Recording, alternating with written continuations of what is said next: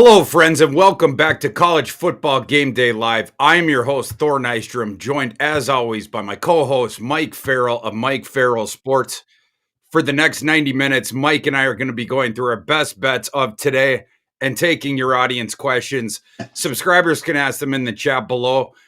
As long as you're a subscriber, so hit the subscribe button and get to type it, and we will get to them as we go. We only ask for one other favor. Please hit the thumbs up button right below our faces. It helps us get the word out that we're doing this.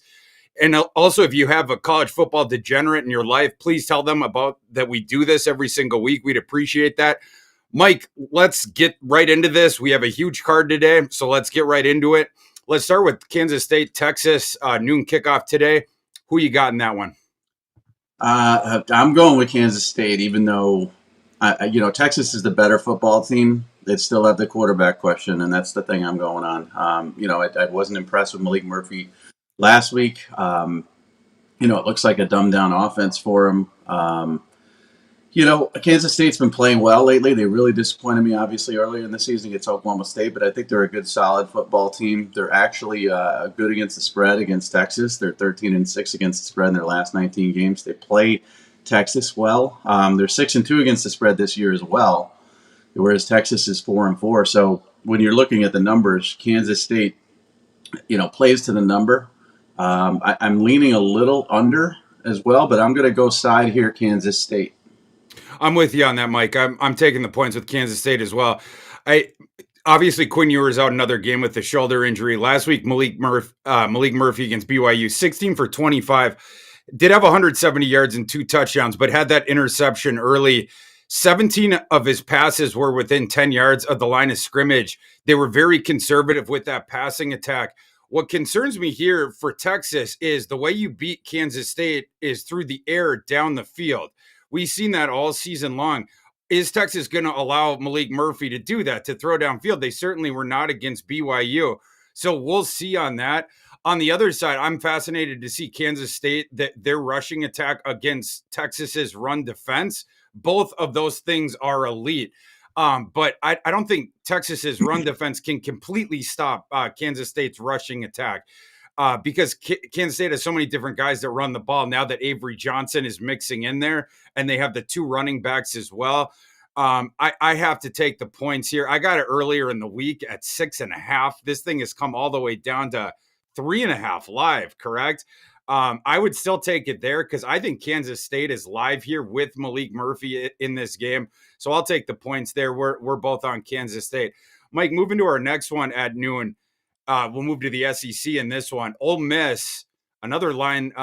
This one has dropped on the home favorite here. Ole Miss now, I think this one is down to 3, correct? Ole Miss -3, hosting Texas A&M. Texas A&M, a team that has struggled on the road, and Ole Miss, a team that has been very good at home in recent years. Who you got in this one, Mike? I'm going Ole Miss.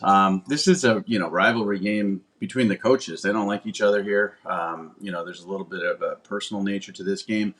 They need it for different reasons. Ole Miss needs it to stay and keep their hopes of going to the SEC title game alive, and Texas A&M needs it, honestly, to keep Jimbo's job, because if he falls to 5-4, the whole week is going to be, are they putting up enough money to buy him out? This isn't working, but I mean, if he wins this 6th game, I mean, that's just a big deal. So this is a big game for both teams.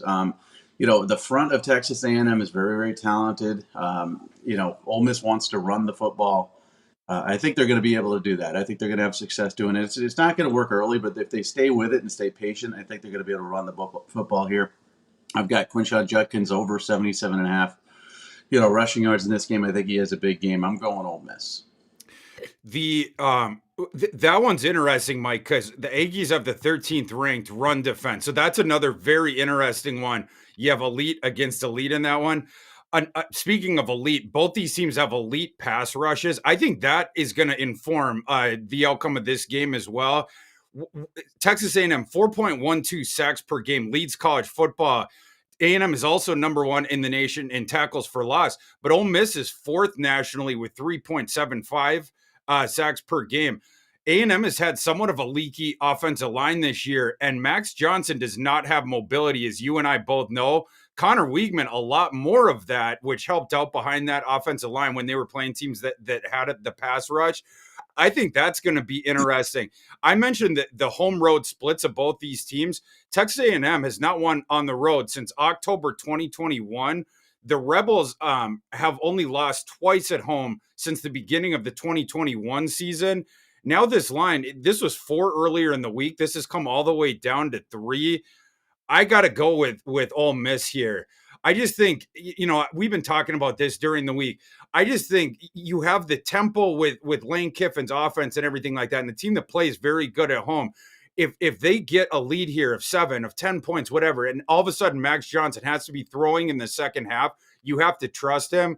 We've seen that movie before where they have to get a little bit more aggressive. I don't trust Max Johnson in that scenario, especially if Ole Miss gets to pin their ears back and everything like that. Don't trust the A&M offensive line either. I'm going with Ole Miss in that one. Mike, we've agreed on the first 2. I don't think that's going to be happening a ton more the rest of the show. Starting with this one, big game here. Can Clemson salvage their season? Notre Dame traveling to Clemson. Last of the noon games that we're going to be talking about today. Notre Dame, I think this line is still at 3. Notre Dame laying 3 on the road in this one. What's your angle in this game, Mike? Yeah, I mean, everything speaks to Notre Dame, and I'm going against it, and it's probably not the best decision. And I'll tell you why in a second. Notre Dame's 6-2-1 against the spread this season, since 2-6 against the spread. Just not a good team to bet. Notre Dame's 8-10 in their last 10 games on the road against the spread. I mean, everything speaks to Notre Dame here, especially from the matchup standpoint. I mean, they're a physical football team. They can run the ball. Sam Hartman's efficient. Cade Klubnik has not developed. The offense has been stagnant for Clemson. They're reeling. Dabo's super sensitive in the media. But I think it's all a ploy. I think Dabo has everybody where he wants them. I think he's going to light a fire under this football team. This is still a football team, that a program, not a team, that's won a couple national championships, continually ACC champs. There's going to be a pride factor here. They're at home. I think, Tyler from Spartanburg got everybody fired up. I think Dabo got everybody fired up, shooting back at him. I just have a feeling this is one of those games where, Clemson's going to win. And if they don't, they're going to cover the 3. This is a gut feeling. Everything analytically tells me Notre Dame. But I'm going with Clemson because sometimes you got to go with your gut in college football. And I just see a Clemson victory here. Was Tyler from Spartanburg a plan, or was that real, Mike? So that's my theory, is he's a plant. I don't know if Dabo's that smart, though. But I thought he was the plant because they let him go for 2 minutes. You cut that guy off after 10 seconds or 30 seconds. The call screener let him go. It seemed like it was, scripted a little bit. Dabo's response seemed very prepared and scripted. I think it was a plant to get everybody fired up about Clemson, and I think it's going to work. This one, if they win, is that Tyler is the key. He's the MVP. He's going to get a game ball. Hey, Mike, one more question for you. 1 hour ago, Pete Thamel put out a story. Will Shipley confirmed out for this game. Are you sticking with Clemson in lieu of that news? I am. I mean, they got good running back depth there. I mean, Will Shipley's been a disappointment this season, and there's been talk C.J. Spiller being hired as the running backs coach. Not a lot of experience at that. But experience as a great runner and a great Clemson player, and that's kind of been the knock against Dabo, is like hiring guys without a lot of experience. But they've got depth at running back. I think that's going to be fine. I just have a feeling. I mean, Notre Dame laid an egg at home against Louisville. Every once in a while, they're going to lay an egg, and I think the story of this is going to be, Dabo moves to 5-4 and shuts up the fans, and Marcus Freeman's like third loss, and then the Notre Dame fans are going to be like, well, do we have the right guy here? I'm already writing these articles for next week, so I'm going with Clemson. So Phil Maffa will be taking over at running back for Clemson. Notre Dame has a key injury too. Mitchell Evans, their star tight end, he suffered a season-ending injury last week. Mitchell Evans led Notre Dame in targets. So a little bit, of a bigger injury for, and he's not Mayer from last year, but Mitchell Evans was pretty solid too. Shipley's a bigger deal for sure. But Mitchell Evans was a big part of what they were doing too. Clemson has not won a game since October 7th. And that was a 17-12 win over Wake Forest. Clemson's played. Here's what I isolate on. You talk about the offense with Clemson, and now it's going to be an offense that's without Will Shipley. This year, Clemson's played 4 defenses that are inside the SP Plus top 49. Only once in those 4 games has Clemson broken 20 points. That was a 31-24 loss to Florida State. Clemson went 0-4 straight up in those games. They obviously 4-0 in the other ones. They averaged 17 points per game in them. Notre Dame is number 8 SP Plus defense. It will be the best defense that Clemson has played this season. And of course, Will Shipley's not going to be in this game. And Clemson's wide receivers are not good. So that's my concern with all this on the Clemson side. I like Notre Dame in this game. We've seen Notre Dame play down in you mentioned the Louisville game in particular, but I just don't trust this Clemson team as far as I can throw them. My prediction earlier this week was Notre Dame 24-17. That was before I knew Shipley was going to be out. I'm going to say 24-14 Notre Dame right now. So I'm going to lay it.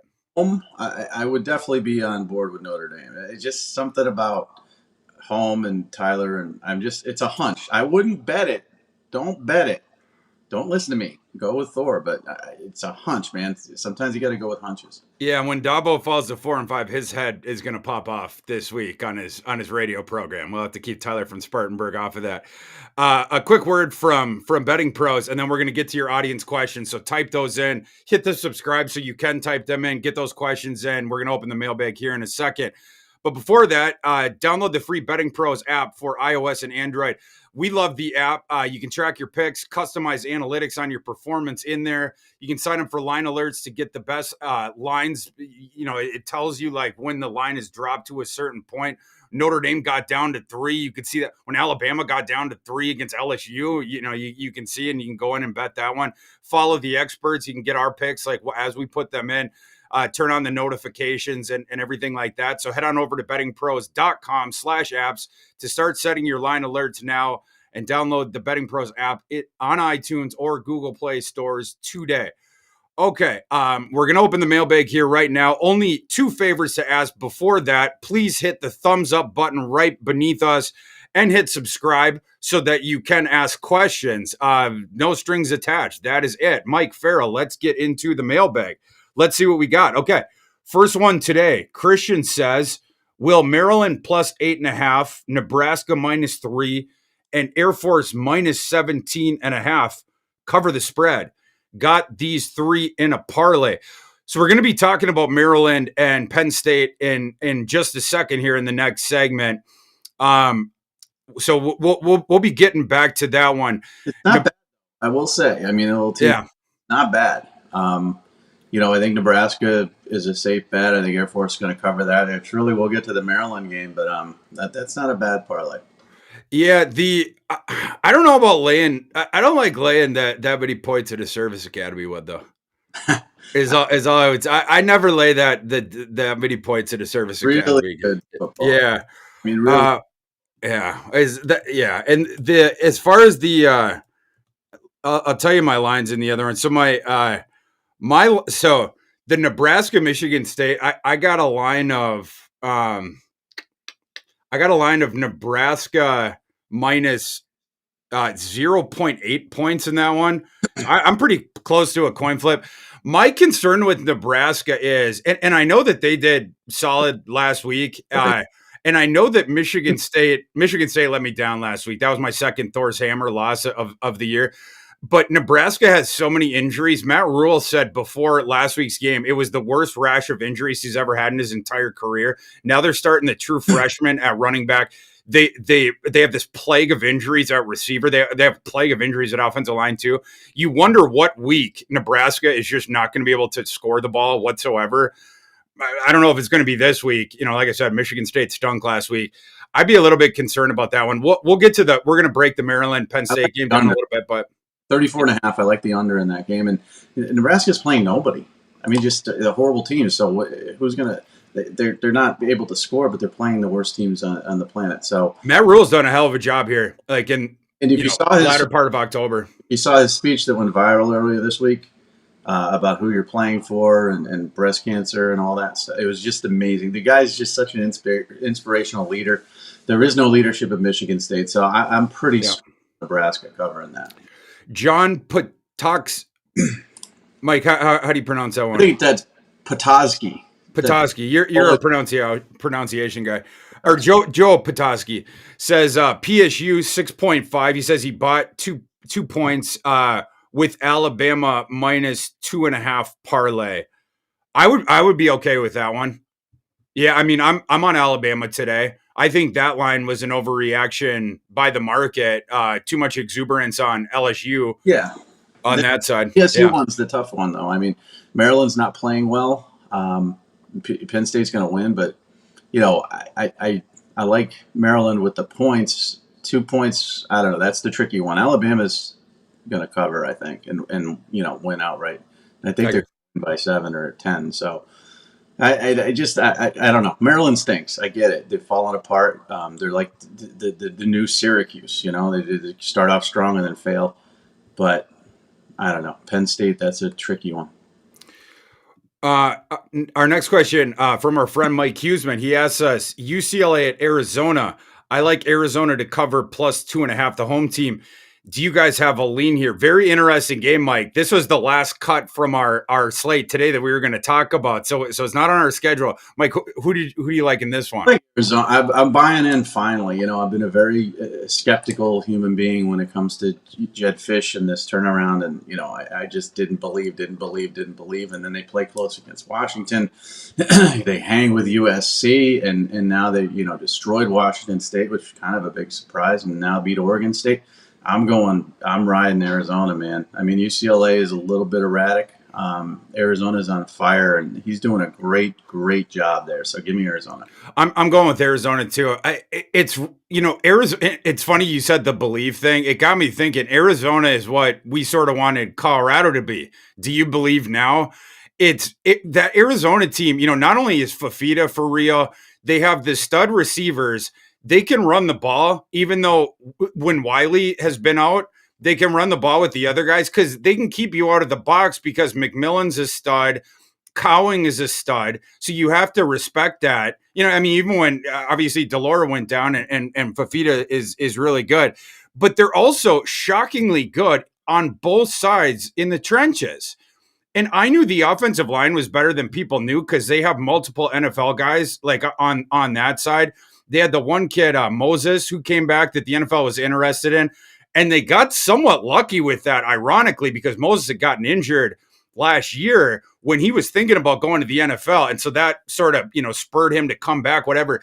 The defensive line has been stunningly good this year. And that really helps them against, the opposing running games and whatnot. And they've been better against the pass than you would think this year. So Jedd Fisch, you said it, Mike. He is doing incredible work. We'll see if Arizona is able to hold on to that guy. The bigger programs are going to be coming after him.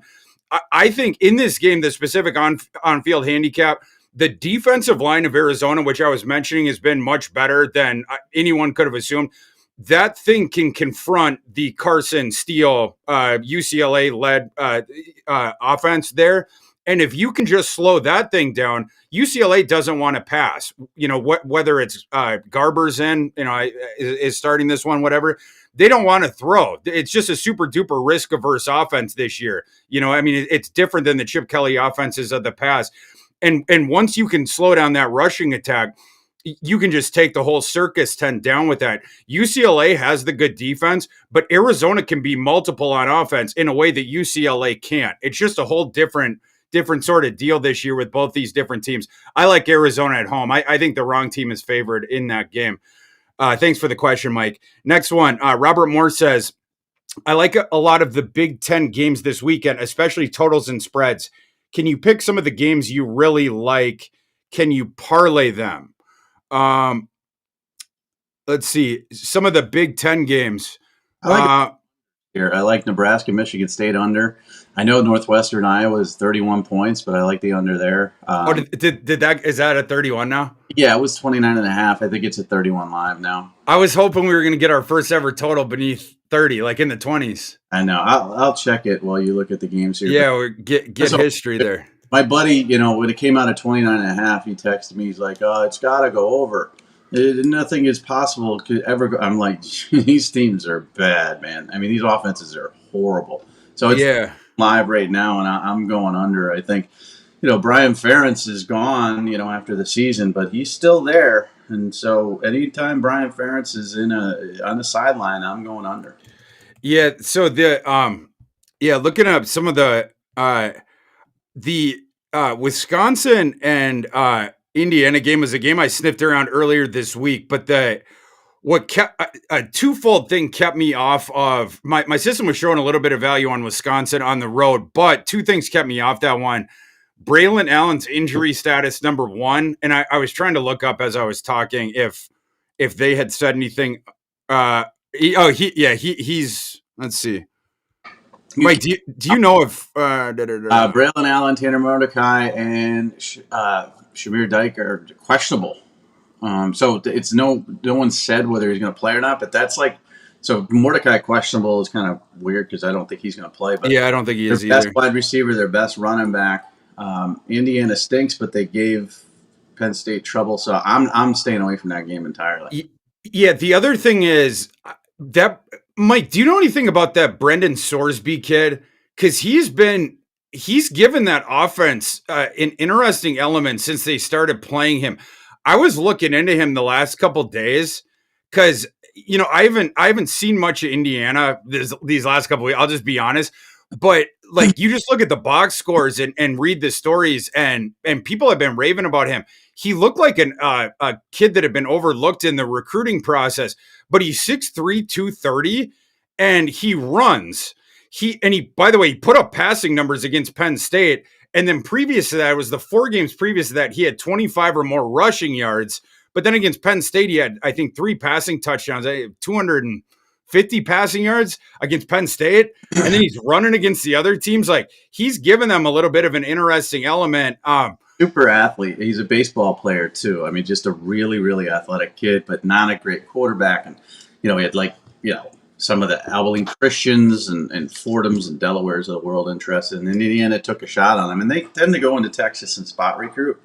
So maybe they found somebody. But he was guess what, Thor? And this is my whole thing. He was a 3-star. Everybody's a 3-star. Now it doesn't matter. There's no 2 stars anymore. So you can't get a good ranking from any of these sites anymore. He's probably a 2-star project who's actually turning out to be pretty good.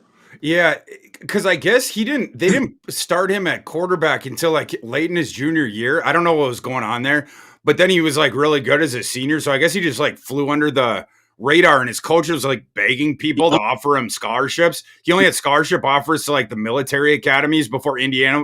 Like Tom Allen was like, "Oh, okay, we'll offer him a scholarship." And he ran for yards as a senior, 15 touchdowns. So he's a really good runner. He's a dual threat kid. Yeah, and a big kid. Indiana, they might be frisky today if all those guys, if especially if Braylon Allen's out. We'll see about that. But anyway, that's why I had to, in that one. The Big Ten games I'm not on as much this week. I don't like Minnesota, but I don't like the Illinois team either. The Ohio State one, my system shows value on Ohio State, but Rutgers is at home, coming off the bye. So I don't want to lay it in that scenario. My system shows value on Iowa on the road against Northwestern, but then do you want to lay the 5.5 with Iowa's offense on the road in that one? With Northwestern's have been playing decent. The Big Ten games are not where I saw value this week. Long story short, so I don't have any solid leans in the Big Ten. I'm sorry this week. Robert Moore asked one other one. What are y'all's thoughts on Kansas versus ISU? He says I was waiting for the spread to change in favor of Kansas so I can pick ISU. You think the ISU can cover the 2.5? Robert, we're going to get to that one in 1 second. I do have thoughts. Kansas fans might want to fast forward when we start that segment. We'll get to that one in just a second. Chris Kramer says parlay Iowa money line under 36.5, Iowa over 12.5. Where's he getting 36.5? That's what I was wondering. I wonder if I was going to say teaser, but it couldn't be a teaser. Not the money line, no. Yeah. If you can get 36.5 somewhere, bet your mortgage on it. Yeah. Yeah, I don't know if he got a very good line there, but yeah, and the Iowa's total would their team total would be over 12 and a half as well. So I don't know what, but yeah, I mean, yeah, Chris, I thumbs up for me. You might have a generous bookie, but yeah, I'd be down with all those lines for sure. Mike Lukovitz, hey Mike, how you doing, guys? Are we going back to the Drew Alar over one touchdown versus Maryland defense? Um, yeah, I mean, yeah, probably. Yeah, I mean, Well, I thought it would be set. Hold on, let me look. I thought it would be set at 1.5. Yeah, it's set at 1.5. So I'm not really sure. If you can get one, I mean, obviously you go with it because he's going to throw one touchdown at the very. Yeah, I'm sure what. Yeah, I'm sure what he means 1.5. But yeah, I mean, I would go 1.5's tough. Yeah, I wouldn't touch that. Alar, you talk about since start a Big Ten play, right? Go to the game log. So Illinois. So I'm just going touchdowns. Illinois 0. Iowa, very good defense. He had 4, probably his best game of the year. Northwestern 1, then UMass. That was like they snuck that game in 3. Ohio State 1, Indiana 3. The 1.5 line is fair. I don't know. I would probably go. I'd lean over, but I think there's better value on the prop board. Honestly, well, he threw 3 against West Virginia, but none against Illinois and 1 against Delaware. It's very erratic. So I'm really not comfortable with 1.5 because you just don't know the game plan. I mean, they're very conservative. They have no wide receivers that are any good. They could run the ball over Maryland and still win this football game. So that's a little scary for me. They have wide receiver problems, which when we break that game down, we'll get into some of the wide receiver problems there. I got notes on that, so we'll get back to that. Mr. Sparkle says Harrison and London both over 100. I can answer the Harrison one. Yes. Who's London? I have no idea what he's talking about. Burden? Maybe Luther Burden, London. Maybe he must mean Burden. That's good, but Luther, I would think Burden, London. Okay. Yeah, I'm going to assume he means Burden. Well, I don't like Burden over 100. I don't either. I'm actually on the Burden under today, and I have more thoughts on Missouri, Georgia when we get there, and some of the props. But Harrison, of course. I mean, you just make money every week on Marvin Harrison. He could get 78 on the first catch. Rutgers is okay, but yeah, 100% if that's the number you're getting, go Harrison over. I am far more bullish on Harrison today than Burden for very specific reasons that we'll get to in a second here when we get to that Georgia-Missouri game. I'm fading Burden today. Might be famous last words, but we'll get there in a second. And some of the sharps in the market, I think, are with me because that number's been dropping from where I got it earlier in this week, but we'll get there in a second. But yeah, Mike, I'm with you on that one. Christian asks, Georgia game over 54.5. Yeah, I agree on the over of Georgia, Missouri. Mike, and we're doing that one now. In just 1 second. Christian also asks Arkansas +3. That line's come down. Mike, did you have thoughts on that one? Arkansas and Florida? Oh man, Florida's not garbage. Arkansas has been playing horribly. I like Florida. I mean, they're at home. Arkansas is just falling apart. Their offensive line stinks. Whatever they did to KJ Jefferson, I'm really not sure, but he's just not good. I just don't believe in this Arkansas football team. So I'm going to take the Gators at home in front of a ton of recruits to cover that 3.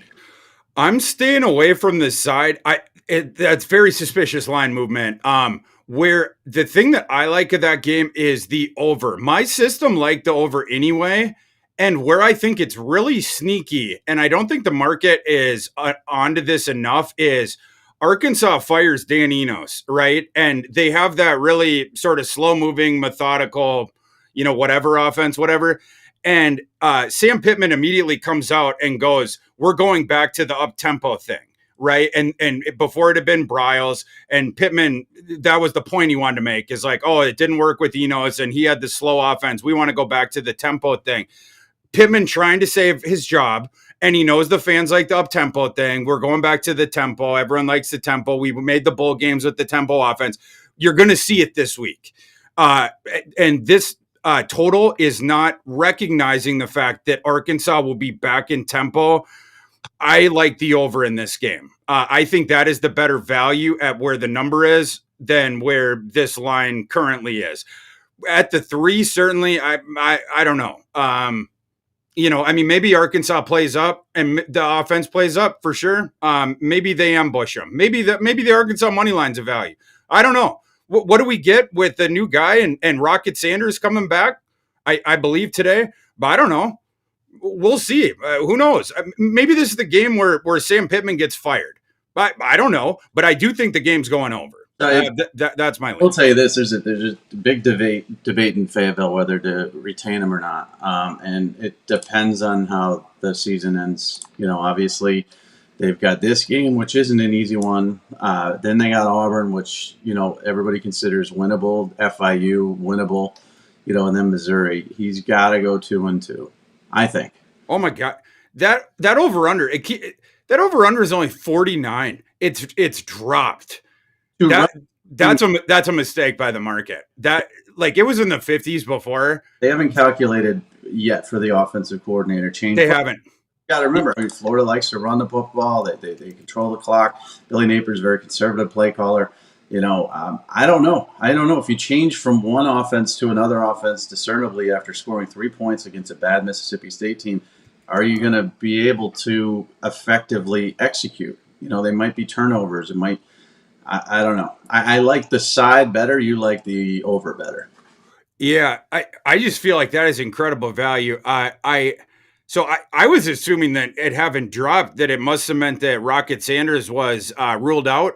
Apparently not. All I'm seeing is apparently stuff on Twitter that he is on the. He traveled to Gainesville.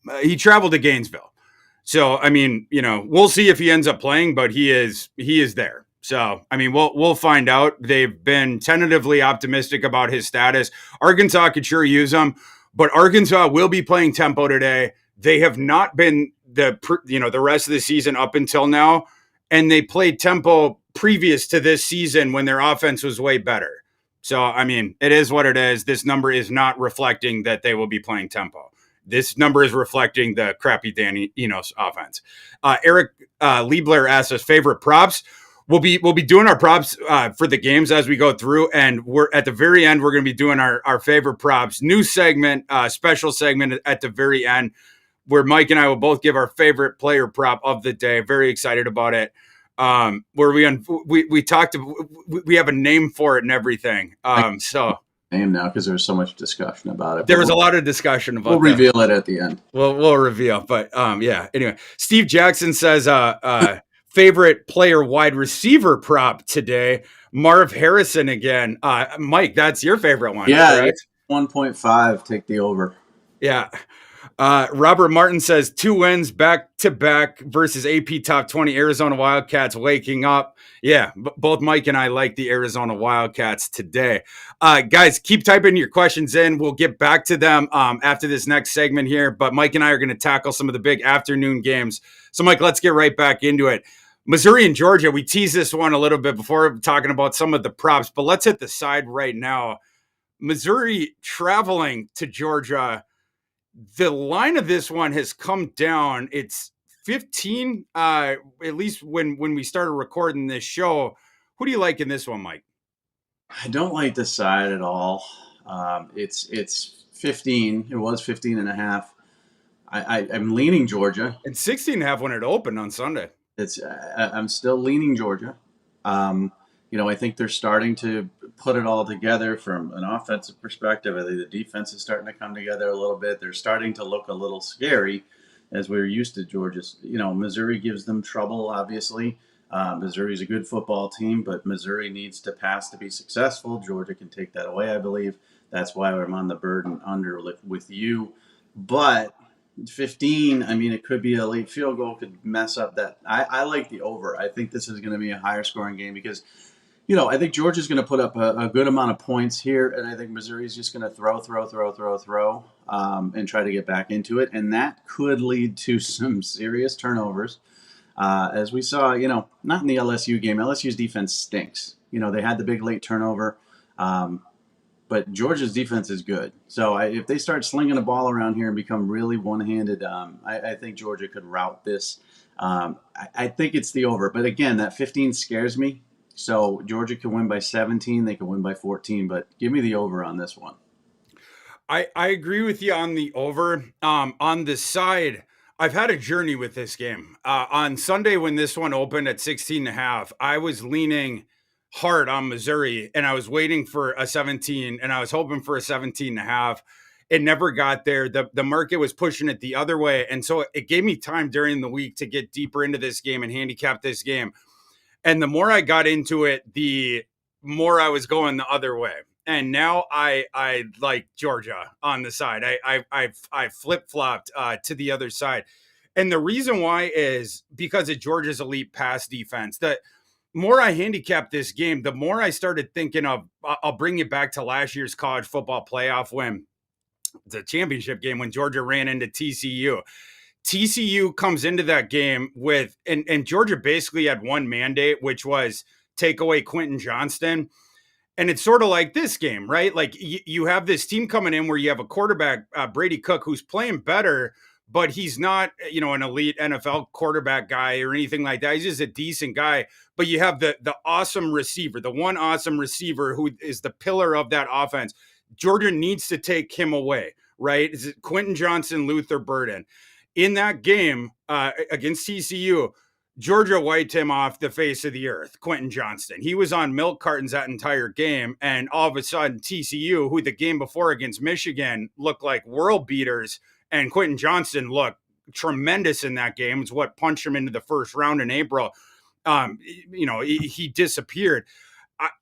That game could not get out of my head in this one. And Georgia has a top 3 pass defense once again this season. I think that's going to be tough. And then you flip the ball onto the other side here.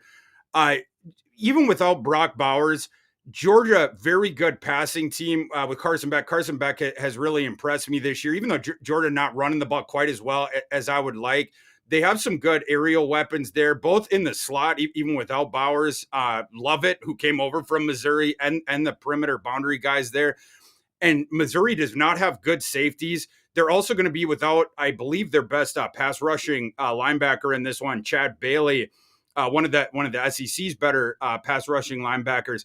Missouri is also very, very susceptible on the back end, in part because they really like to blitz, but their safeties aren't good.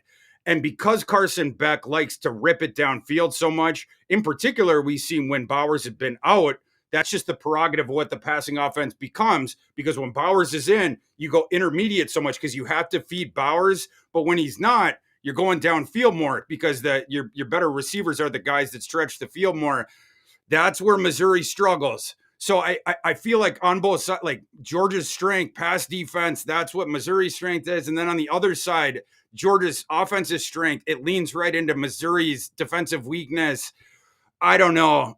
This just feels like it could be Georgia TCU. So I'm going to lay the points with Georgia, but I agree with you, Mike, that the over would be my lean on that one as well. My buddy Keith does a lot of a lot of digging in the research that Georgia's gone over 5 of the last 5 games and Missouri 5 of the last 6 games.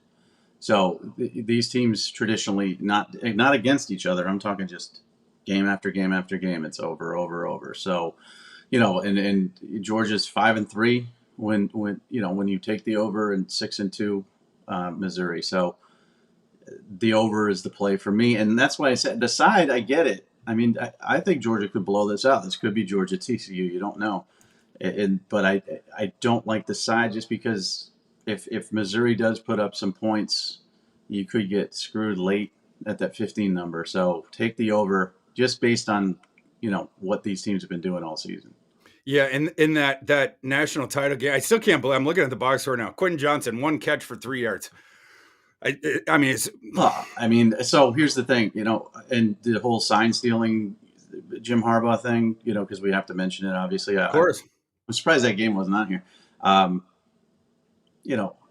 Probably the worst game plan I've seen from anybody against TCU was in that semifinal game. And then, Georgia just popped in film, not of the Michigan TCU game, but just every TCU game. And like, well, wow, we can kind of overpower this team.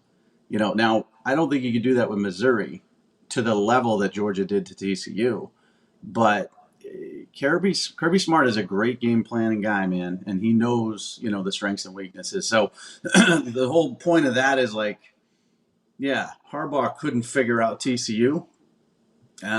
Kirby could, and Kirby can figure out Missouri, I think.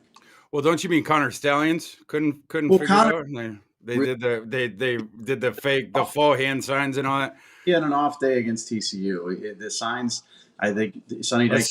Sonny Dykes did that. It was the co-op on him. Yeah, he mixed him the up. Psych op or whatever. Connor wasn't on his game then, and that was rough.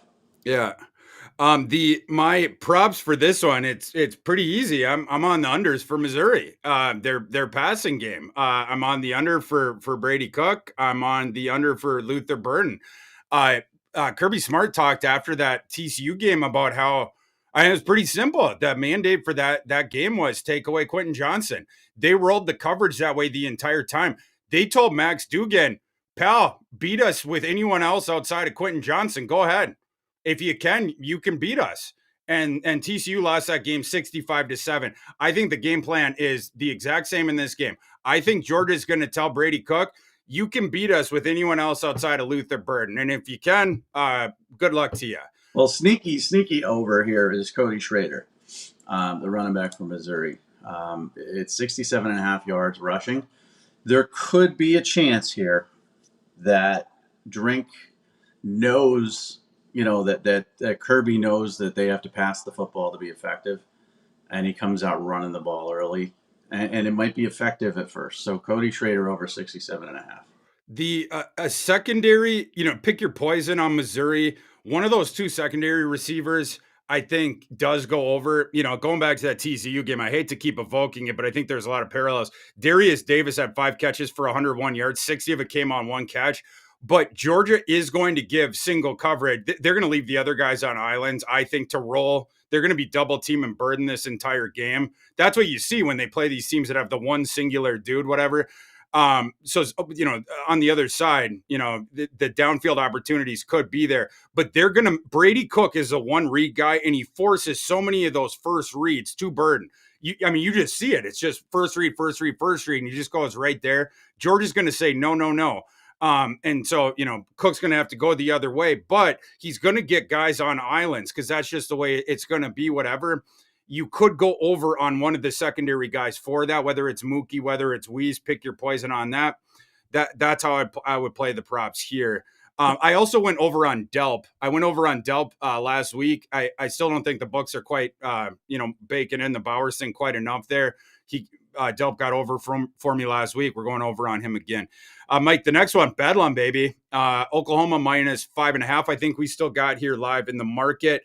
Who do you like in Bedlam, Mike? Oklahoma State. Again, can they stop the rushing attack? Can Oklahoma stop the rushing attack? They're pretty good against the run, but Oklahoma really hasn't played anybody, and they're starting to get exposed. They almost lost to UCF. They obviously lost last week to Kansas. I think you can run against this football team, and I think Oklahoma State will run effectively against this team. I also think that this is Bedlam. It's the last Bedlam. There's going to be a lot of anger on the Oklahoma State side wanting to send Oklahoma out of this conference with a loss. I just have a feeling this is a rivalry game. Now, Oklahoma has won this game. When you're talking about the rivalry record, it's just ridiculous. They win this game over and over again. But Oklahoma State covers quite often. So if you're going to give me the points, I'm leaning over too, but you're going to give me the points. I'm taking Oklahoma State here because I do believe that they can run the football, and I know you don't believe they can run the football. Yeah, well, yeah. I've been on Oklahoma all week, been advocating for Oklahoma all week. The one slight trepidation I have, and I'm typing this because I want to see an update on this. I want to see the availability on Danny Stutzman for Oklahoma because If Danny Stutzman is ruled out for Oklahoma, I may end up buying out of this one. I don't think they have. I don't think they have. I don't think we have an official word right now. Um, Nothing new that I can see. yeah, nothing new. Um, so my lean is Oklahoma. So I'll start out with that. But I will say Danny Stutzman is questionable right now. Danny Stutzman is by far Oklahoma's best run defender. And why that is crucial in this game is because Ollie Gordon is everything for Oklahoma State. Ollie Gordon is the reason that Oklahoma State's entire season turned around. It's not Alan Bowman. If it wasn't for Ollie Gordon, nobody would be speaking the name of Alan Bowman. Danny Stutzman is needed to corral Ollie Gordon. Danny Stutzman, not only is it the volume of tackles that he's involved with, the funneling of the tackles, it's also the tackling efficiency. In the back half of Oklahoma's defense, they have a lot of dudes that miss tackles. Stutzman is extremely reliable. So it's again not just involved in this metric ton of plays. It's also just the cleanup job that he does with it. He's like the garbage man with it. If he's out of this game, that's where I start to get concerned about the run defense there. When last week on Kansas, right, and the big upset and everything like that. Part of the reason why I think they're going to be locked in this one, but the run defense played way down against Kansas. Kansas has a good run game. Devin Neal, and then you have the Texas sprinter. A lot of people don't know this about Jason Bean, the backup quarterback there, but he was a Texas high school sprinting champion, whatever. But that game was played in rain. They had the lightning delay, whatever. But then Stutzman was banged up, right? And so Oklahoma's run defense, which had been very good before that, it played way down in that game. Oklahoma may need Stutzman in this game, like I said, to corral Ollie Gordon. But if Stutzman does play, I do like Oklahoma laying the points here because I feel like Oklahoma State, this is the all-time sell high on them, whereas it's the buy low on Oklahoma coming off that game against Kansas, against that loss of them. Mike, you were talking about the Bedlam series. Only 2 of 8 Bedlam games since 2015 have been decided by single digits. Oklahoma's won 7 of those 8.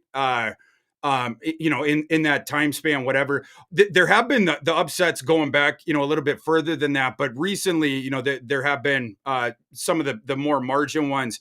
Oklahoma State's defense, I think in particular, is ripe for the pick in here. It's 127th in marginal explosiveness.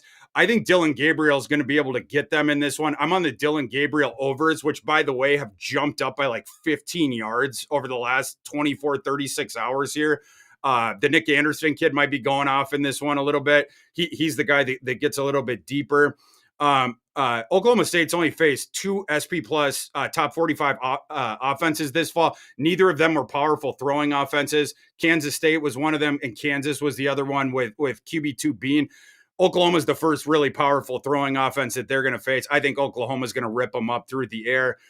I like Oklahoma again, but I want to see that Stutzman's playing. If I see that he's ruled out, I think I'm going to buy out here. That's my lane. Mike, did you like any props in this one before we move to the next one? I like Ollie Gordon over 116 and a half. I know that's high, but if Stutzman's not playing, he could go for 200 again. I do like the Dylan Gabriel over, passing yards at 260 and a half. I like Nick Anderson anytime touchdown. So those are the ones that I would play in here.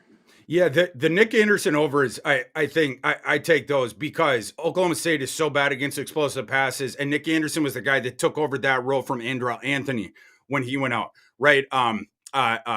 Drake Stoops is the efficiency guy there, and Mr. Farrell, he never became that dominant number 1 that we were hoping for in the preseason. He also got, was it arrested yesterday? I got an alert on my phone. Yeah. Was that just parking tickets though? I don't know if his status for today. I think it was a little. Mike, do you mind looking that up as I move to the next one? A little bit more than that. Yeah, I'm not sure that his status was affected, but you mind checking that one? But as far as the Ollie Gordon one, if that one for me would be dependent on the Stutzman thing. But if Stutzman is out, then yeah, the Ollie Gordon over could be in play. If Stutzman plays, I think the Ollie Gordon number is a bit inflated. So I actually might play the under if Stutzman's playing and I was felt confident that he was closer to 100%. Mike, let's spend the least time on this one because I don't even want to watch this game. Penn State minus, are we at live in the market? This one was coming down, I know. Are we at 8.5? Penn State minus 8.5, traveling to Maryland today. Who do you like in this one? I like the under. Which is, let's see, we got this one live at 50, 51? 51, the total. Let me see. I think it's 51. At least it was when we came on. I mean, I'm leaning towards Penn State to cover. I just don't know what offense we're going to get. That's what worries me, and that's why I'm going on the under here because, I mean, Penn State, it's just they could just lean into the running game, the short passing game. They could try to matriculate the ball down the field and 12-play drives and try. They don't go downfield. They just don't go downfield. And the under has come in this Penn State Maryland rivalry 5 of the last 5 times. So I don't trust Maryland. I think they're a football team that sort of faded from an early start, and I don't trust Penn State's offense. So I'm going under. Yeah, this is a tough game for me, and like I said, one that I don't really want to watch. I went back and forth on it. I think I've finally sided with Maryland with the over a touchdown, in part because of the injuries on Penn State. I mentioned this before with the when we were talking about some of the props, different stuff like that. Harrison Wallace, the third Penn State wide receiver, he had a sling on his arm at the end of last week's game. Likely out for this game, which means the Keandre Lambert Smith fella is really the only receiving target that they have with any sort of reliability whatsoever. If you have seen any Penn State games this year, first of all, I'm sorry. Second of all, you know that how bad that passing offense is. Drew Allard, the accuracy comes and goes, and when he throws downfield, if the accuracy happens to be there on the 1 of 4 attempts, when it gets there, invariably it clangs off a guy's hands and hits the ground. And now you only have Keandre that, with any reliability, like I mentioned. So that makes that one tough. And then Chop Robinson, their stud edge rusher, missed last week with the head injury. Very iffy for this week. So you have all that kind of stuff. You're thin at wide receiver. Also, their right tackle, Caden Wallace, dinged up. Is Caden Wallace going to play? We'll see. Nittany Lions offense, dead last in the country, 133rd in offensive explosion. Of course, the Terps have lost 3 straight games, but I got to go with Maryland in what is a big revenge spot for them. Baby Tua was sacked 7 times in the last game against Penn State. Career low, 74 yards passing. Baby Tua wants to get back on track against Penn State, and it appears as though he will not have to face Chop Robinson this time. He's going to get some help with more guys back. Baby Tua certainly has been telling the OC this week, give me more guys back in the protection so I can sit back and throw a little bit more. I'll take the 8.5 points against this Penn State team that has issues moving the ball. Guys, we're going to get back into the mailbag here in just 1 second. So type in any more questions you have on today's card, any sides, any totals you're considering, any player props you're considering. Give us some deep trash questions. Bottom of the barrel questions. Prop in that Penn State game, by the way, Theo. Yeah. Oh, I'm sorry. Yeah. 27.5. Take the over on there. They're going to lean into him a little bit more because the wide receivers are so depleted and they stink. So Theo, I've won. I like Theo too. 2 out of the last 3 weeks, I've won on the over on him. So Indiana game wasn't. I had him as an anytime touchdown scorer, so that offset. But he's going to go over 27.5. I rarely do the reverse correlation part. Whatever. I guess this wouldn't. Not together, but I did bet both the Alar under. But I also, in a separate ticket, I bet the Theo over. I've just been betting the Theo over because Alar looks at him because Alar never throws downfield like we've been talking about, and he doesn't have any receivers like we've been mentioning. So I do like Theo to get to 30 plus, and Alar is going to finish with under 200. All right. If you guys want a chance to win a premium 1-year subscription to Betting Pros, your place to start betting smarter and not harder, you need to subscribe to the Betting Pros YouTube channel right now. Comment below on this video, and that's it. So yeah, just subscribe to this video, and and say anything below. We'll be announcing a winner right here on this channel. So make sure to turn on those notifications so you can be alerted when new episodes are up and claim your prize. So yeah, just subscribe and say anything below. Ask us a question. Type in K. Yeah. Actually, Say hello to Mike. Yeah. But yeah, definitely ask us a question. Yeah. Yeah, and also hit like. It helps us get the word out. We definitely appreciate that. And yes, let's get back into the mailbag.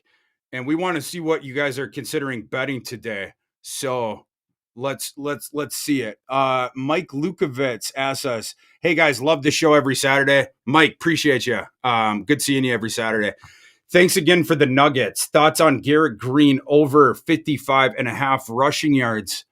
Also, who do you prefer out of Lassiter over 39.5 or Roberts over 35 for BYU wide receivers side? Okay. So Garrett, well, let's take these one at a time. Garrett Green over 55.5 rushing yards. Mike, do you have an opinion on that prop first? And then we'll tackle the BYU receivers second. Yeah, I mean, it seems a little much for me. I don't know. So the Green and they use Green pretty heavily in the running game. 50 last week, 117 the week before that, 47, 80. They're using him more and more. He's had more than 10 carries each of the last 4 games.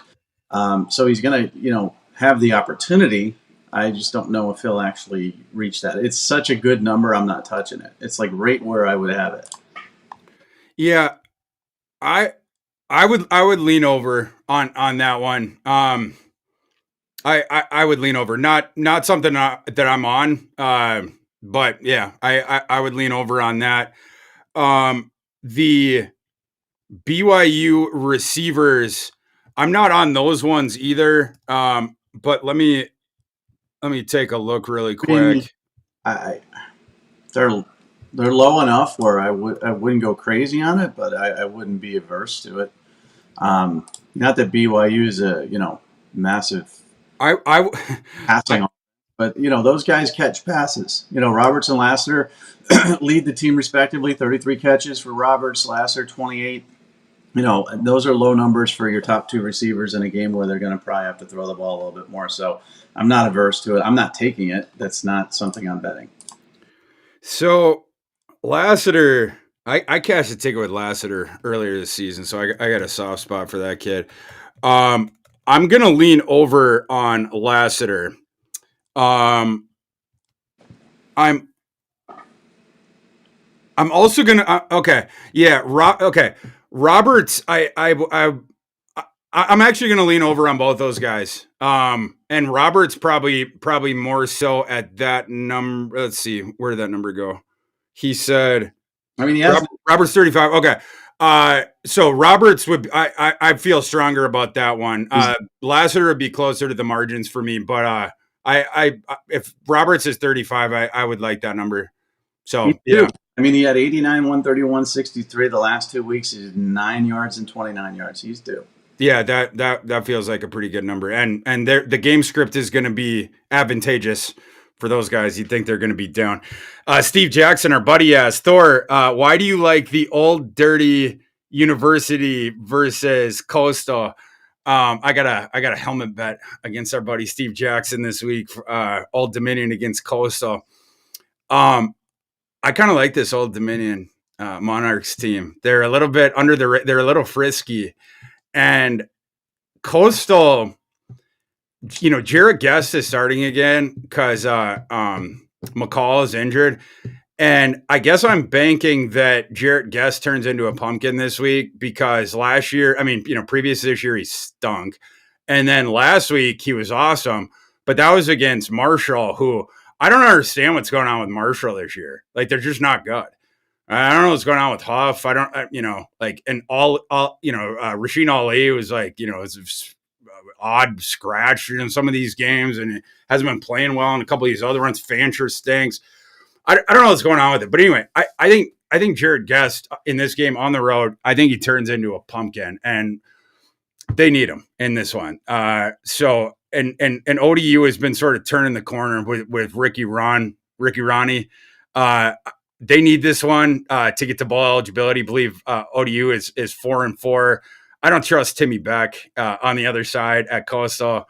I think ODU. You can't call it an upset because I think that one's basically a pick 'em, but I like ODU in that one. Mike, the home team. Did you have any thoughts on that one? No, I mean with McCall out, I would go ODU. Yeah. Sorry, Steve. Obzen33 says SMU first half team total over 17.5 plus 105 on DK. Take that.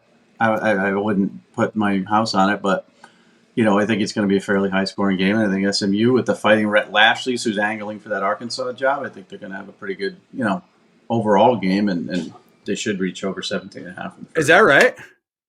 He's angling, yeah, of course. Rhett Lashley, Arkansas, man. Everybody's angling for Arkansas. Wasn't that the Chad Morris deal before? Yeah.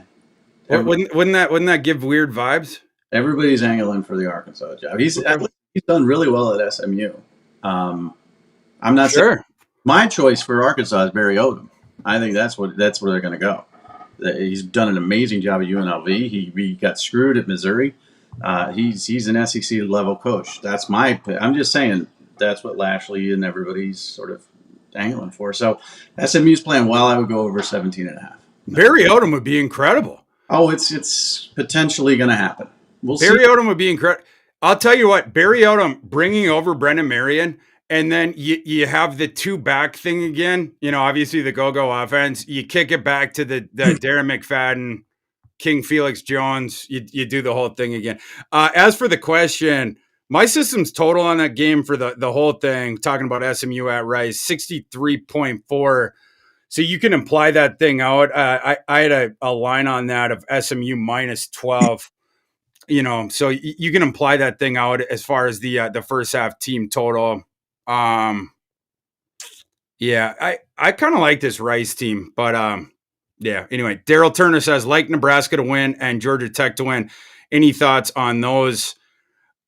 I do like Georgia Tech. I'm a little bit more trepidatious than Mike is, but Matt Rule is going to give the love Matt Rule speech in the history of the world, and they're going to go out and win and cover. Now, you love Matt Rule. Nebraska's going to win. Georgia Tech's going to beat UVA. So if you want to parlay money lines, go ahead. They're both going to win. Yeah, you love Matt Rule. Daryl Turner says, anyone like Virginia Tech to win or the over? I don't like win. I mean, they're not going to beat Louisville, I don't think. They're playing well. I mean, good on him, man. I mean, he's really turned this thing around, and they're starting to get some momentum. The line's 47 as far as the total. I would go over on that, but I do not like Virginia Tech. Money line's plus 270. They're getting 8.5. I don't like them to win, though. Yeah, I don't like them to win either. And I'll tip the hat to Mr. Pry. I thought he might be heading into hot water this year. I didn't like the job he did last year. Good. I didn't like the signing of drones either, and he's figured it out. So I was wrong on a couple of counts there. And maybe I'll be wrong on this one too. I like Louisville in this one. My line on this one is Louisville minus 10.3.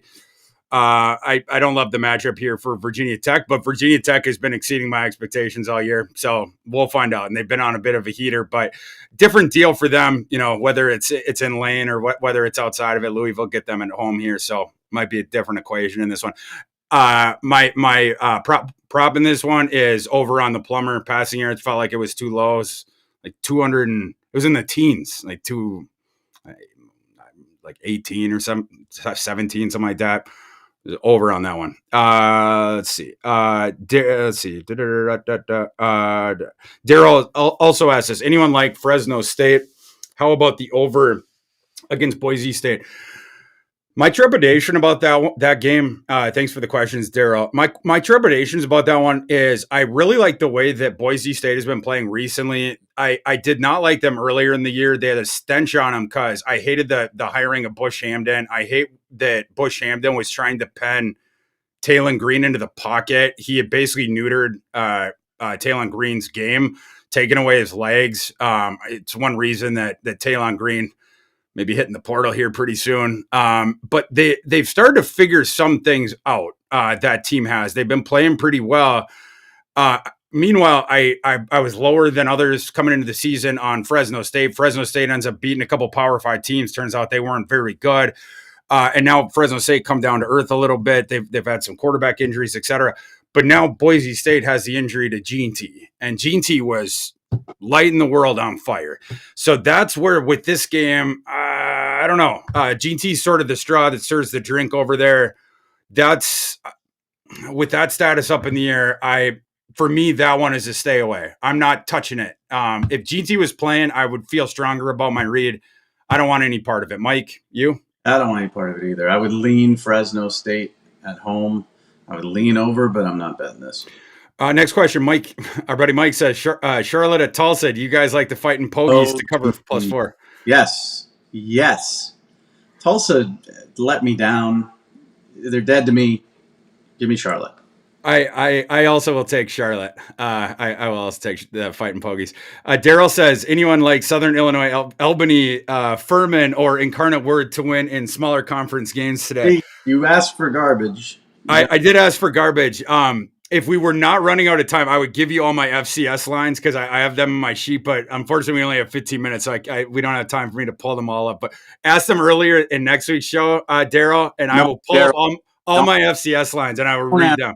Because we're trying to more tight ice, and you ask FCS, he's going to go down this rabbit hole of 10-minute diatribe on FCS. So don't, Daryl, don't. And last one, Jordan Anke says, what's the better upset pick, the Vampires of BYU at night or Stanford? Mike, do you have a thought on that one? BYU, I would guess. And Matt Moore said, you asked about Alabama and LSU total. We're going to get to that. We'll get that one in 1 second. That's one of our games. BYU more so than Stanford. I would agree with that. Yeah, Stanford definitely is not going to win. All right, Mike, moving on to the evening slate here. Rock Jock Jayhawk, baby. In check. What's that? This is it. This is where I have to keep you in check. This is where I got to keep you within the 5-minute limitation of the game. Oh, this definitely is. Kansas traveling this week to Iowa State, coming off their big win against Oklahoma. Of course, Jalen Daniels going to miss this game again. We're going to get Jason Bean again. We got a live line here that has moved. It came out. Iowa State was the small favorite. Now it's gone to Iowa State -3 live, I believe. Mike, who do you like in this one in this game in Ames, Mike? It is 3 live. I think so. The total's 53.5. It's 3 live. I like Iowa State. I think. Listen, two very good coaches. I was giving Matt Campbell some garbage earlier this season because the team had looked like he was lost the team and they just weren't playing. And I said he should have taken another job. He's rumored in 15 times, and he's been very loyal and he stayed the course. And he's got them playing extremely well. Lance is a great coach at Kansas. Obviously, he's done a great job there. Two really good coaches. This is going to be a very good game.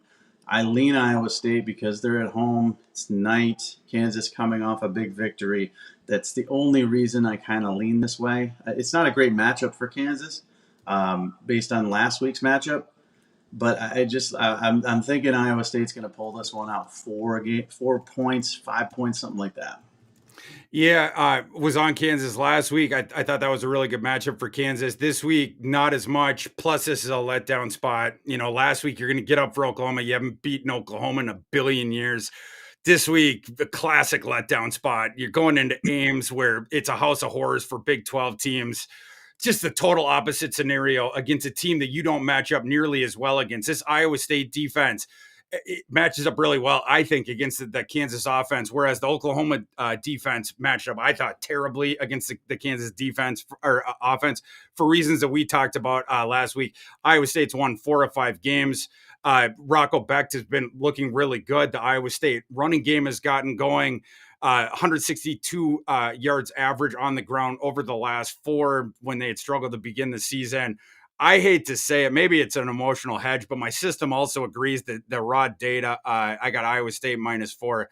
I lean Iowa State in this game. I hope I'm wrong. You did very well there, by the way. What's that? That was concise. You did extremely well. Thank you, Mike. I'm trying to learn, trying to get better with my brevity.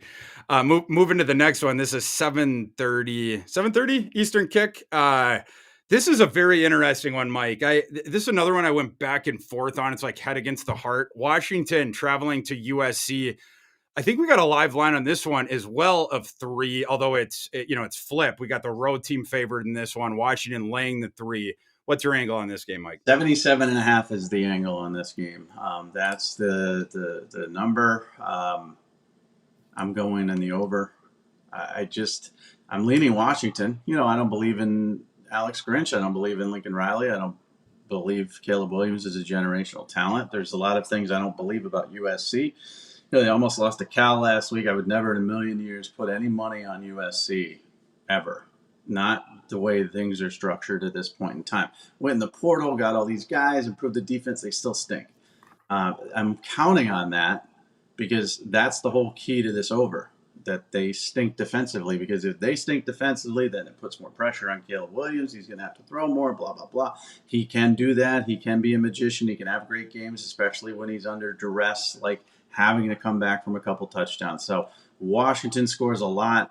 In turn, USC scores a lot. Washington wins the game, but this one's going to go over. So that's my bet. I'm on the over as well. Not a surprise that thing kept coming up and up and up. My system had a total on this of a ludicrous amount. Let me pull this up real quick.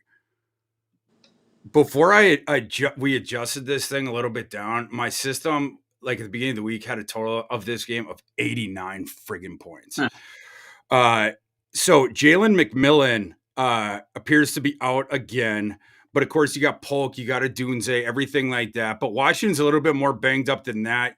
When you flip it to the defense, looks like their good defensive line, Thule, banged up. They got the 3 safeties who are banged up as well. That could be a little bit of an issue for them as well. But of course, it's hard when you're considering banking on the home team in USC. Haven't covered in any of their previous 6 games. You can't trust them with your money. But when you're talking about like the on-field matchup, where USC is particularly awful on defense, it's their run defense. They're just like so soft. Their pass defense, actually, the past couple of years, this year, last year, it's been okay. Like, sort of FBS average-ish. That's the thing that you would prefer to be the relative strength in this matchup, of course, because, Washington has the juggernaut passing offense. It's hard for me to make a referendum on that, especially when my system says that the side is more or less a coin flip. I got Washington -1. My system loves the over. You love the over. I love the over. The over is the play. That's what we're going to do. I'm going to skip on the side. Mike, the last game that we're going to talk about here, LSU and Alabama, game of the day. Can't wait for this one. But we're going to have to wait until later on tonight, 7:45 kick on this one. LSU traveling to Tuscaloosa. Another line at 3. All these games at night, it's like the market, we just settle on the field goal line.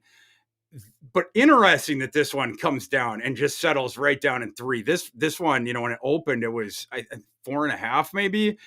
My system actually has a line of Alabama -6.8. And what was fascinating to me is every game previous to this, all season long, I have showed value on, Mike, as you know, we've talked about, every Alabama game all year, on Alabama's opponent. This game is the first game all year where I'm showing big time value on Alabama. I'm curious, do you agree? Are you on Alabama, or do you like LSU in this one? I'm in Alabama. I've seen improvement from Jalen Milroe. Still, the intermediate passing game isn't his strength. And he's obviously, running less, but I think he's going to run more in this game. The front for LSU has not been good. Harold Perkins has been schemed out of this defense for some weird reason. The LSU's defense is horrible. They got some injuries in the secondary. I think he's going to be able to throw the ball deep, and I think they're going to have an effective running game. So I do like Alabama in this one. LSU's offense is very hard to stop. They're going to keep them in this football game. Their defense is atrocious. That's going to let them down. The number's at 62. Oh, yeah. Getting that late money in the over, still coming in, baby. So this is the thing. In 10 of their last 10 games, LSU's gone over. And yep. The last 10 Alabama games have gone over. Against all odds, I'm taking the under, but I'm more on the side. I think Alabama's going to win this game maybe by 6-7 points. And I think it's going to be lower scoring than people think. Everybody's saying, Jaden Daniels and that offense is unstoppable. Well, Nick Saban's a pretty good coach. He's a pretty smart guy. I think he'll be able to slow them down to the point where this could be, it's not going to be the 7-3 game we saw a billion years ago or anything ridiculous like that. But 62 is a little high for me. I'm going under, but I'm going to take Alabama to cover this one. Mike, friends don't let friends bet LSU unders. I know, but so again, this is just like Clemson. Friends don't let friends bet Clemson. Getting 3 at home against Notre Dame when they're 4-4 and Tyler Hartenberg's going. It's a hunch. The hunch here is the under. Now I'm not betting the under. I prefer the side, but the hunch here is the under because we've got a great coach in Tuscaloosa. I don't know if you know his name. His name is Nick Saban. He's a great game planner. He's a smart guy. He knows how to slow them down. Now I know they lost in overtime last year, and LSU, Jaden Daniels is hard to stop. I'm betting on Nick to cover. I'm betting on Nick to keep this game a little bit lower scoring because he knows he can't win in a shootout. He can't win in a shootout. So I know I'm going under. Yeah. So Mike, you mentioned it, LSU. Every single game this year has gone over for LSU. It's got to stop. No, not this game. No, it sure does not. And the market is rightfully pushing this one up, throughout the week, and now it's still going. Here's the more ridiculous stat: LSU's games this year have gone over the total by an average of 14.2 points per game, by more than 2 touchdowns. They've gone over the total, Mike. Easily number 1 in the nation, and this one might as well. If this one went over 80 points, Mike, no one would be surprised. Obviously, dominant offense, horrible defense. And by the way, the horrible defense lines up really well here with Alabama's strengths. LSU's defense in ISO PPP, that's a metric of the explosive plays that you allow. LSU's defense, 123rd, marginal explosiveness, 112th, explosive play rate allowed, 124th. Alabama's offense in those metrics, 28th, 37th, 15th. Not a great offense overall for Alabama, solid, but not great. But they do get those explosive plays, and then they get enough efficiency from their running attack, whatever, lines up well there. And LSU moves the ball on dang near anybody. Alabama has a good defense, but LSU going to move it on them anyway. I don't see how this one don't go over. And I haven't bet on Alabama once this year, Mike, as you know. In fact, I've made a habit of betting against them. Worked out for me against Texas. Hasn't worked out for me a couple other times. This is going to be my hedge on my my under 10.5 ticket, which was looking awesome for me against, after the Texas game. Now it's actually in play that I could lose that one. But yeah, we're betting on Alabama in this one. And like I said, my hedge on the under 10.5 one, laying the 3.5, the 3, when it got down to the 3, that was my fire point. Also on the over at the 60.5, happy to do this, whatever it is, 61.5, whatever. We're doing that. Alabama, I'm showing they were 5-2-1 on the over this year, but I'm showing that they haven't gone under a total since September 23rd. So Bama, ever since they figured out the quarterback deal, they had the weird thing with the South Florida game they've been going over and whatnot. Milroe figured out the passing deal, and the receiving play, you have to say, has gotten better as well. Just telling you that I got a hunch it's going to be surprisingly low scoring compared to what we're used to seeing. Fair enough. In addition to those things, I love the Milroe over passing yards because of the whole explosion thing. The LSU passing defense is an abomination. LSU's passing defense is 98th in passing success rate and 110th explosion against. Alabama's passing explosion, marginal explosion, passing offense, 23rd. Milroe hits you down the field, and his passing yardage was set way, way too low. Was just a moment. I got it at 237.5. I take the overs on the passing that whoever's playing LSU every single week. Mike, did you have anyone quick? And then we'll get to the Thor's hammer and Farrell fade. Oh, we're gonna go hammer and we're gonna go fade, and then we're gonna go props. And I'm ready. So you go, and then I'm gonna hammer, not hammer, but I'm gonna go fade, and then my prop. I'm going Kansas State. Mentioned it before. I think Kansas State ambushes Texas today. I like Kansas State outright, but I taking the 4, 3.5, wherever the line is right now. With Malik Murphy and I don't like Malik Murphy's ability to throw downfield against Kansas State. I think that's the one way you can exploit their defense.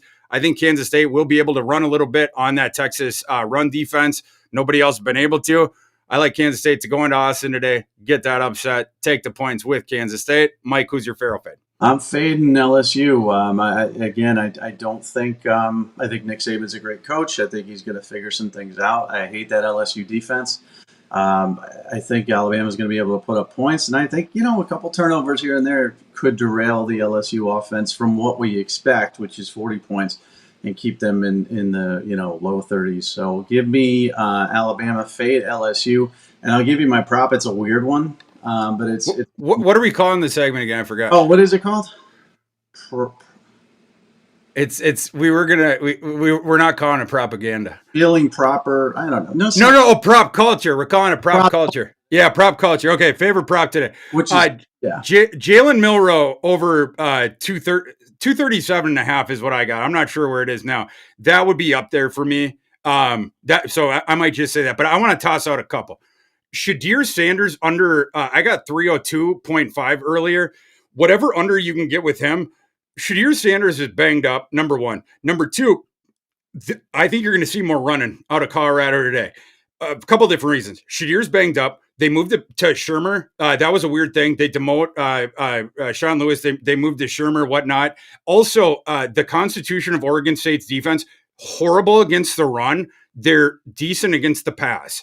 I think Colorado comes out and they try to run the ball a little bit more initially, especially to keep the pass rush of Oregon State from just teeing off against Shadir. When Shadir came out, told the media, I'm a little bit dinged up right now. I really like that under. I also like two other ones really quick. Actually, three. I like the Bonix over. I think that one's set too low. I like the Cam Ward under against Stanford, which is ludicrously high. This 360. Get out of here. Cam Ward's not been playing. I know Stanford's pass defense stinks, but that's way too high. And then one super off the radar. Emmett Johnson of Nebraska was only set at 50.5. Nebraska had that horrible rash of injuries. I was talking that plague of injuries in their backfield. They don't have anybody else outside of Emmett Johnson. They only give Emmett Johnson the ball. Emmett Johnson has been over 70 yards the last two games. I'd be pretty surprised if Emmett Johnson's not over 70 yards again. He was only set at 50. Go over on Emmett Johnson. That's 5 of them in prop culture. Mike? Pretty good. I got a couple weird ones. I got Mario Williams over 22.5 yards for USC. Caleb Williams targets Tosh Washington, Brendan Rice, blah, blah, blah. But he's been getting a few more targets recently. He had 5 catches 2 weeks ago. He had 2 last week, but a few more targets. He's starting to become a little bit more of this offense. And, everybody's focusing on those other guys. 22.5 so low. I think he's going to go over that, especially in a pass-heavy game like this. So take that one. And Luke Grimm. My boy. Yeah. 25 yards. That's too low. You go over Luke Grimm. 25.5 receiving yards. Go over. Yeah. Couple other unders. Just Burden under. What was the other one? Alar under. And another under for me is Blake Shapen. I thought his number was set way too high. So there's some unders there. Yeah. Burden's 87.5. I agree on that. Oh, wow. He's coming down even more. Yeah. Well, no.